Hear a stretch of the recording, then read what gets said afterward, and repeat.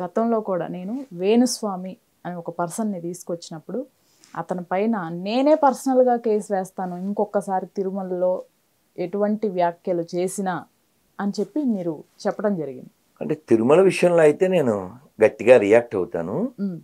కానీ నాకు ఒక చిన్న సందేహం గురుగారు, ఇప్పుడు ఇతనిది ఎంత ఇష్యూ అవుతున్నా కూడా అసలు నిజంగా వేదాల్లో లేనటువంటి వామాచార పూజలని ఇటువంటివి చెయ్యొచ్చా? అమ్మ ఇప్పుడు గుణాలు 3 రా తల్లి, 3 గుణాలు, సత్వ రజస్ తమో గుణాలు. ఆ గుణాలను బట్టి వ్యక్తులు ప్రవర్తన ఉంటుంది. ఓకే. అసలు జ్యోతిష్యం ఎలా చెప్పాలి తెలుసా? తెలుసా? తెలీదు. పుచ్చకుడు ఉంటేనే చెప్పాలి.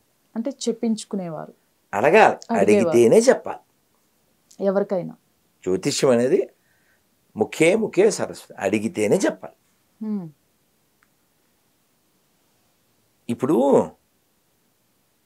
మనం కామెంట్ చేస్తున్నామంటే ఏదో డిస్కంఫర్ట్ వస్తేనే కదా చేస్తాం. బేరం అండి, ఎంతకి ఇస్తావు? 1800, వద్దు 900కి. అలా మొదలుపెట్టి బేరం ఎప్పుడు ఆడతాం? మనం షాప్కి వెళ్ళినప్పుడు, లేదా వాళ్ళు మన దగ్గరికి ఇళ్ళకి వచ్చి అమ్ముతారుగా సామాన్లు, అలా డిస్కషన్ వచ్చినప్పుడు బేరం అనేది. అసలు వాళ్ళు మన ఇంటికి రాలే, ఆ టాపికే లేదుగా. అలా ఎవరి మీదైనా ఏ వ్యక్తి అయినా జ్యోతిష్యం వాళ్ళు అడిగితేనే చెప్పాలి. అడగకుండా చెప్తున్నాడంటే అది జ్యోతిష్య శాస్త్రానికి వ్యతిరేకం, అతను శిక్షార్హుడు.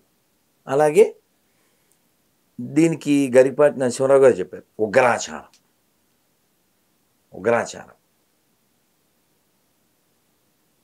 మీరు అంటే సందర్భం అని చెప్తున్నాను.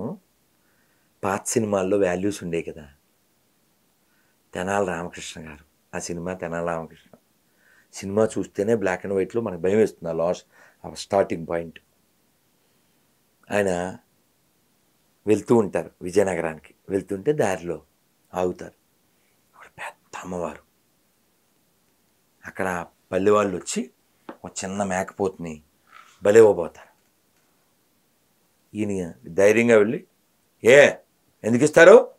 అమాయకమైన దాని ప్రాణం అంటే, పంతులు ఇది మా ఆచారం, ఇది ఆచారం కాదు, ఇది దురాచారం అని వాళ్ళని అడ్డుకుంటాడు. వాళ్ళు తగ్గుతారు. వెళ్ళిపోతూ, ఇగో మా మొక్కు చెల్లించుకోవడం కన్నా నువ్వు అడ్డం పడ్డావు. ఇదిగో ఆడపిల్ల ఉంది, నీ కొడుకున్నాడు, రాత్రి ఇక్కడ పడుకోకు, అమ్మవారు పెద్ద రూపంలో వస్తారో అంటాడు అతను. మాకు తెలుసులే, నువ్వు వెళ్ళు అని ఆ పాత్రధారి, అక్కడే నాగేశ్వరరావు గారు, ఆవిడ జమున, అక్కడ మండపం ఉంటే పడుకుంటారు. వాళ్ళు పడుకున్నాక ఈయన అమ్మవారి విగ్రహం ముందుకెళ్ళి, అమ్మ ఏమ్మా నీ రూపం ఏమిటి? నువ్వు అమ్మవైనా? అమ్మ ఇలా భయపెట్టచ్చా పిల్లల్ని అని అడిగేస్తాడు. ఆవిడ సౌమ్య రూపంలో వచ్చి, నాయన పిల్లలు అజ్ఞానంతో ప్రవర్తిస్తున్నారు, తల్లి ఎప్పుడైనా బిడ్డలను బలి కోరుతుందా అని చెప్తుంది. తర్వాత ఆ పాయసం ఇస్తుంది. అలాగా తల్లి అంటే చాగంటి కోటేశ్వర గారు చెప్తారు, లలిత తిరగేయండి తల్లి అంటారు. లాలిత్యం, తల్లి అంటే లాలిత్యం కదమ్మా. అలా అమ్మ మాధుర్యం, అమ్మ ప్రేమ, అమ్మ అమృతం. అలా జగత్తుకు తల్లి తన బిడ్డలను బలి కోరుతుందా? కాబట్టి ఇవన్నీ కూడా దురాచారాలు, ఉగ్రాచారాలు. వీటిని మనం అసలు ఎంటర్టైన్ చేయకూడదు. అది వేణు స్వామి అయినా, ఇంకో స్వామి అయినా, ఇంకో స్వామి అయినా. అయితే గురువుగారు, ముఖ్యంగా మనము 2 రోజుల కిందటే రక్షాబంధన్ అని ఒకటి జరుపుకోవటం జరిగింది. దానిపైన సుధామూర్తి గారు చేసినటువంటి కామెంట్స్ ఇప్పుడు దేశవ్యాప్తంగా కూడా వైరల్ అవుతున్నాయి. అసలు అందులో ఎంత వాస్తవం ఉంది? కాదు, విషయం ఏంటంటే మనం ఆవిడని కించపరచకూడదు. She's great lady. ఓకే. నేను యాక్చువల్గా ఆవిడ పాత వీడియోస్ చూసి అమ్మ ఆవిడ గురించి మనం మాట్లాడదాం అని చెప్పాలనుకున్నాను మీతో. ఓకే. కానీ ఇలా రావడం బ్యాడ్. అంటే ఆవిడ కూడా ఏదో చదివిన స్టోరీ చెప్పారు తప్ప ఆవిడ మంచి ఉద్దేశంతో చెప్పారు. కానీ వాస్తవానికి మనకి గత 75 ఏళ్లలో ఇచ్చిందంతా తప్పుడు చరిత్రే కదా. ఎందుకంటే ఆవిడ చెప్పిన ప్రకారంగా అయితే ఇన్ని లక్షల మంది హిందూ తల్లుల మానాలు పోయి ఉండకూడదుగా. సొంత చెల్లికే అక్కడ రక్షణ లేదుగా. కొన్ని అయితే మీతో చెప్పకూడదు, నేను అలాంటివి ఉంటాయి, అసలు మాట్లాడడానికి కుదరదు. కొన్ని వీడియోస్ మనం చూడొచ్చు, ఏదో రాతలు కాదు వీడియోస్, అవి మీతో నేను చెప్పలేను, అలాంటివన్నీ ఉంటాయి. కాబట్టి వాస్తవానికి రక్షాబంధన్కి ఎడారి మతాలకి ఏం సంబంధం లేదు. అక్కడ తల్లి కాన్సెప్ట్ చెల్లి కాన్సెప్ట్ ఏం లేవు. మీరు అడగండి, ఇప్పుడు కావాలంటే ఫోన్ చేస్తాను ఎవరినన్నా, ఓ మంచి అమ్మని చూపించండి, వెదర్ 1 or 2 అవి ఏమి ఉండవు. అది లెదర్కి సంబంధించింది, ఆ వెదర్ అంతా లెదర్కి సంబంధించింది తప్ప మదర్కి సంబంధించింది కాదు. అందుకే మంచి కుటుంబం, కుటుంబ వ్యవస్థ అంటే మనదే ప్రపంచంలో, ఇంకా వాళ్ళకి సంబంధం లేదు.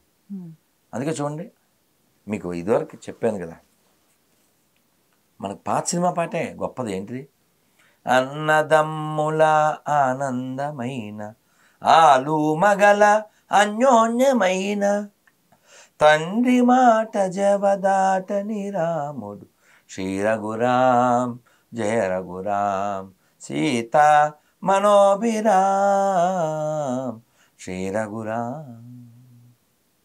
దురదృష్టకరం ఏంటంటే మన చరిత్రలో ఉన్నవి మనం తెలుసుకోలేకుండా మనకు అక్కర్లేదంతా ఎక్కిచ్చారు. వాళ్ళకి హ్యుమానిటీ లేదు. వాళ్ళు చేతికి తాడు కడితే రక్షించేయడం, ఈవిడ వెళ్ళడం, పులి దగ్గరికి మేక వెళ్ళి ప్లీజ్ ప్రొటెక్ట్ మీ అంటే రిజల్ట్ ఎలా ఉంటుందో అదే ఉంటుంది. కాబట్టి పాపం ఆవిడ పొరపాటున అది చిన్నప్పుడు ఎప్పుడో ఎక్కి, ఇప్పుడు ఇందాక ఎవరో కుర్రాడు ఫోన్ చేశాడు, గురుగారు యాక్చువల్గా నేను 20 ఏళ్ళు వచ్చే వరకు పిచ్చి పిచ్చిగా అన్ని మతాలు సమానమని పిచ్చిగా భావించేవాడిని. నాకు మీ వీడియోలు చూసాక కళ్ళు తెరుచుకున్నాను. అన్ని మతాలు సమానమైతే పచ్చి బూతది, ఓన్లీ మూర్ఖులు దొంగలు పిరికి వెధవలు మాత్రం అలా చెప్తారు. అన్ని మతాలు సమానం అయితే కొత్త దేశాలు ఎందుకు పుట్టినాయి, పాత బస్తీలు ఎందుకు పుట్టినాయి, దేవాలయాలు మసీదులు ఎందుకు మారినాయి, అది పచ్చి అబద్ధం అని చెప్పి. అలాగా యానబద్ధో బలి రాజా. రక్షాబంధన్ అంటే కేవలం అన్నా చెల్లెళ్ళు అని మాత్రమే కాదు. అన్నా చెల్లి సంబంధించిన పండగ మనకి యమద్వితీయ. యమునాదేవి ఇంటికి యముడు వస్తే భోజనం పెడుతుంది.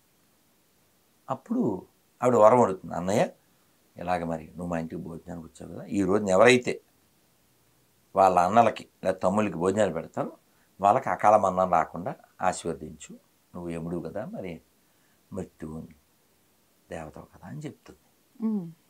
సో రక్షాబంధను మన శాస్త్రాల్లో ఉంది. ఇంద్రుడికి శచీదేవి రక్ష కడుతుంది. సో అసలు అక్కడ బంధం వెళ్ళినప్పుడు రక్షాబంధం ఏమిటమ్మా? మరి జంతువుల్ని ఇప్పుడు మీరు కావాలితే ఈ వీడియోస్ చూడండి, నా సొంతమేం కాదు, వాళ్ళలో పెద్దవాళ్ళు పెద్ద పెద్ద వీడియోలు ఉన్నాయి, బోల్డన్ని పబ్లిక్లో చెప్పారు, మీరు ఎప్పుడైనా జంతువును కూడా మీరు వినియోగించవచ్చు అని చెప్పి. కాబట్టి ఇంక అసలు ఇంకా చెల్లి అక్క అలాంటి పదాలు అవి తల్లికే లేని ఇంకా చెల్లి అక్క ఏమిటి, అసలు నాన్ రిలేటెడ్.